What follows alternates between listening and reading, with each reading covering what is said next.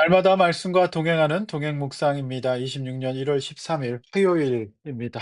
오늘 말씀 창세기 9장 18절에서 29절, 제목은 술만 먹지 않으면 괜찮은 사람인데라는 제목입니다. 우리 주변에서 평소에는 점잖고 멀쩡하고 이성적이고 착하시던 분이 술만 먹으면 이상한 사람이 되어서 이런 말 자주 하지 않습니까? 술만 안 먹으면 참 괜찮은 사람인데. 그렇습니다. 오늘 본문에는 노아가 술 때문에 넘어지게 됩니다. 어떤 말씀일까요? 성도 여러분, 방주에서 나온 노아와 가족들에게 무지개 언약을 주시고 그 언약 덕분에 노아의 가족들은 일상을 회복해 갑니다. 오늘 본문은 제2의 아담 역할을 했던 노아가 무참히 무너지는 모습이 나옵니다. 그만큼 원죄의 영향력은 커서 인간이 얼마나 연약한 죄성을 지닌 존재인지를 보여주는 안타까운 말씀입니다. 그래서 사람은 하나님이 아닙니다. 하나님만 온전하십니다. 그래서 내 자신에 대해서 또 내 주변의 다른 사람들에 대해서 신앙과 변함없는 어떤 하나님과 동급의 신뢰의 대상으로 삼는 일은 오히려 위험할 수 있다는 교훈을 얻게 됩니다. 그저 용서하고 사랑해야 될 대상이 내 자신과 또 상대방일 수 있다는 거. 이것이 오늘 본문이 주는 교훈이죠. 자, 말씀 보겠습니다. 18절에서 23절까지 나눠 보는데요. 노아와 노아의 가족들의 연약함이 나옵니다.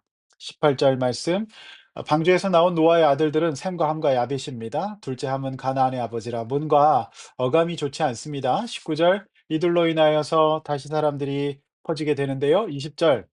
노아가 농사를 시작하여 포도나무를 심습니다. 우리는 지난 창세기 1~3장 말씀을 통하여서 하나님의 다스림을 벗어나 스스로 그 수준에 오르려고 했던 아담과 하와가 에덴 동산에서 쫓겨나고 무엇보다도 땅이 저주를 받아서 가시덤불과 엉겅퀴를 내게 되는 가혹한 노동 환경에 처하게 된 것을 알고 있습니다. 그러나 오늘 본문에서 노아가 다시 농사를 짓고 포도나무를 심었는데 결과가 나쁘지 않은 것 같습니다. 이를 통해서 알 수 있는 것은 홍수 심판 이후에 하나님의 징계가 조금씩 풀려가고 있다는 사실을 발견하게 됩니다.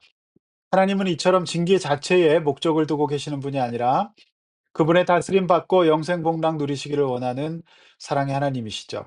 그러나 원죄에 빠진 인간이, 원죄 영향력 가운데 있는 인간이 그 사랑을 가벼이 여기고 그 하나님의 배려와 사랑과 은혜를 헌신짝처럼 버릴 때 인간은 스스로 징계의 구조 가운데 들어가게 된다는 거 잊지 않아야 합니다. 21절, 꽤나 소출이 풍성했던 모양입니다. 그 소출로 포도주를 만들어 마시고 취하여 장막 안에서 벌거벗고 이성을 잃었습니다. 안타까운 모습입니다. 인류 최초의 인간이었던 아담과 하와가 뱀의 유혹에 빠져 원죄에 빠지게 된 다음에 그들이 벗었다는 것을 부끄러워했다는 사실을 알고 있지 않습니까? 오늘 본문은 상징적입니다. 원죄에 빠졌던 아담과 하와, 그들도 벗었고 노아도 벗었습니다. 원죄의 영향력이 이어지고 있다는 상징이죠. 노아는 당대 의인이었고 믿음의 사람이었고 하나님과 동행하는 사람이었지만 제2의 아담이라고 불리는 그가 그의 조상 아담과 하와처럼 벗었던 겁니다. 예수님께서는 마지막 시대의 특징을 뭐라고 말씀하셨습니까? 먹고 마시고 시집가고 장가간다 하셨습니다. 예수님의 말씀 그대로 아담과 하와는 먹는 문제로 넘어졌고 노아는 마시는 문제로 넘어진 것입니다. 현대의 과학은 알코올은 우리 뇌의 이성 기능과 판단 기능, 도덕 기능을 한순간에 완벽하게 꺼버릴 수 있는, 뇌를 완전히 기능을 멈춰버릴 수 있는 강력한 도구로 규정하고 있습니다. 유해 약물이죠.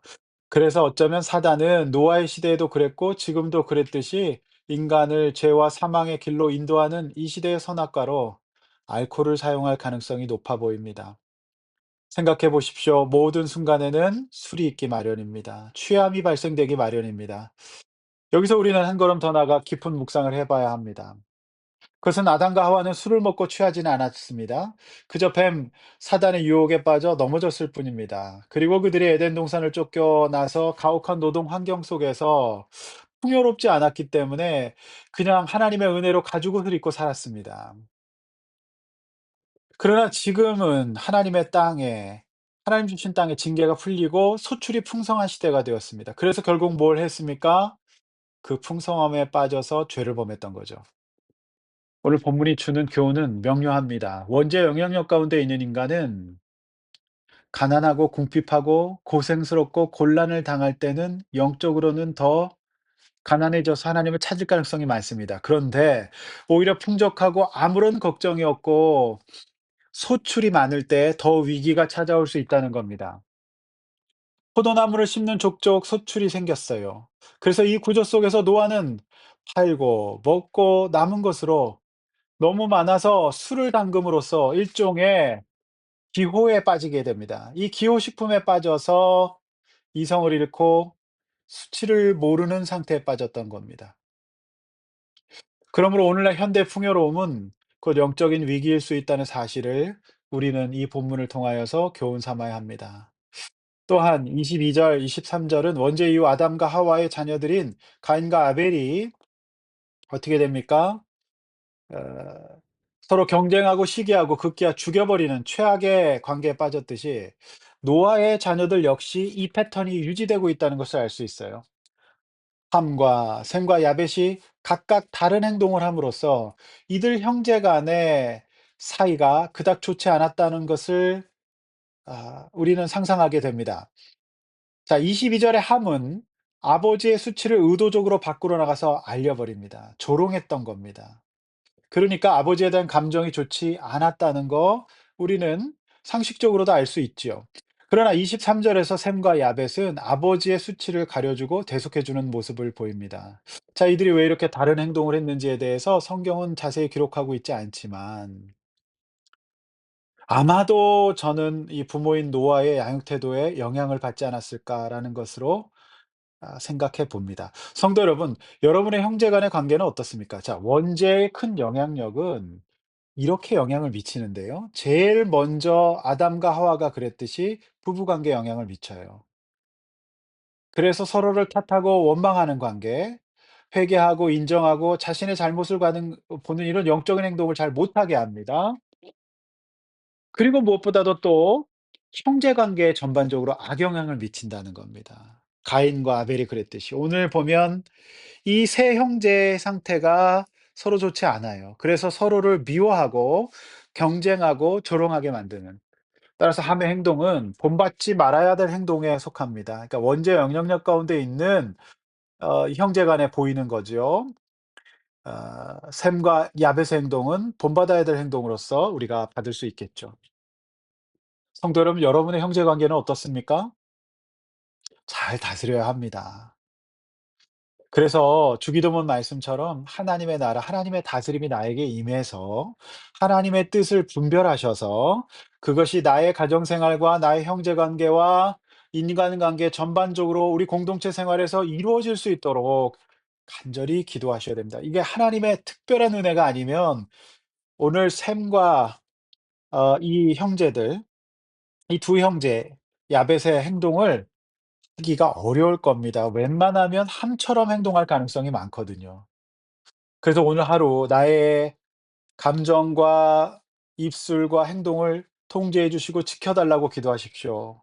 특별히 이제 2월 달에 설 명절 모이시면 형제 간에 넘어지지 않게 해 달라고, 싸우지 않게 해 달라고. 그래서 여러분, 명절 되면 가족 간에 이런 사건 사고가 늘 일어나거든요. 근데 거기에는 꼭 술을 먹고 넘어져요.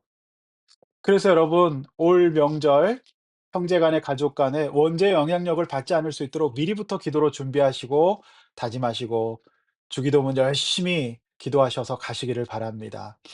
24절, 28절 말씀이죠. 깨어난 노아. 자, 24절 노아는 깨어나고 둘째 아들 함의 행동을 알게 됩니다. 25절 노아는 함을 책망하고 저주하고요. 26절, 27절 셈과 야벳은 그들의 한 행동으로 말미암아 장차 선한 쓰임을 받게 될 것이라고 이제 예언을 받게 됩니다.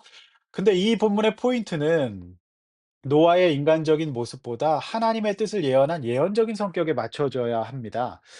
자, 물론 노아가 그 잘못을 의 원인을 제공했습니다. 그런데 28절에서 노아가 장수하고 홍수에도 350 년을 더 이제 살았다는 이 말씀을 통해서도 우리가 알 수 있듯이 이 본문의 포인트는 이겁니다. 인간적으로 해석하지 마시고 하나님은 우리 인간이 원죄의 영향력 가운데 살아가는 연약한 존재임에도 불구하고 그러한 삶을 살지 않으려는 은혜를 구해야 하고요.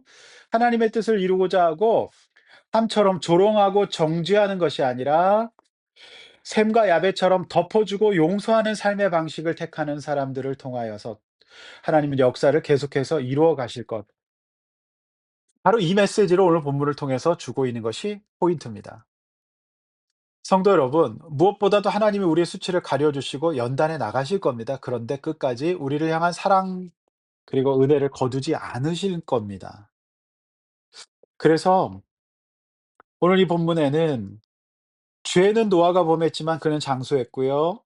그다음에 죄를 범한 이 환경, 원죄의 영향력 가운데 있는 사람, 사건을 맞았을 때 참의 행동을 하지 말고 셈과 야벳, 그 하나님의 성품이죠. 하나님의 은혜죠. 대속하는 것, 결국 예수님이 하실 일이거든요. 우리 그리스도인들은 이 원죄의 영향력 가운데 나도 그런 행동할 수 있고 다른 사람이 그런 행동을 할 수도 있는데 바로 그때 내 스스로를 그리스도 앞에서 회개하고 용서받고 다른 사람을 위하여서 기도하고 셈과 야벳처럼 대속하고 덮어주고 품어주는 그 인생을 살라는 것입니다. 그것이 바로 원죄의 영향력 가운데 인생을 사는 방법이라는 것입니다. 성도 여러분, 주기도문의 기도처럼 우리가 우리에게 죄 지은 자를 용서할 수 있는 능력을 갖게 해 달라고 오늘 이 새벽에도 간절히 기도하시기를 바랍니다. 그래서 용서하고 대속하는 자가 누리는 자유와 기쁨, 성숙한 인간관계를 풍성한 인간관계 누리시는 영생 사시는 성도님들 되시기를 주님의 이름으로 축원합니다. 아멘. 기도하겠습니다. 하나님 아버지 감사합니다. 오늘 우리를 이 원죄의 영향력 가운데 살아가는 우리의 모든 인간관계를 주님 고쳐 주시옵소서. 특별히 언제든지 넘어질 수 있는데 풍요의 환경 가운데 넘어지기 쉽다는 거 인정하고 늘 깨어 있게 하여 주시고 하나님 아버지 나의 연약함과 다른 사람들의 연약함을 봤을 때 기도하고 대속하고 품어주고 덮어줄 수 있는 은혜의 성도 되게 하여 주시옵소서. 오늘 하루 우리 입술과 마음과 생각을 지켜 주시옵소서. 깨어 있게 하시고 취하지 않게 하여 주시옵소서. 예수님의 이름으로 기도하옵나이다. 아멘.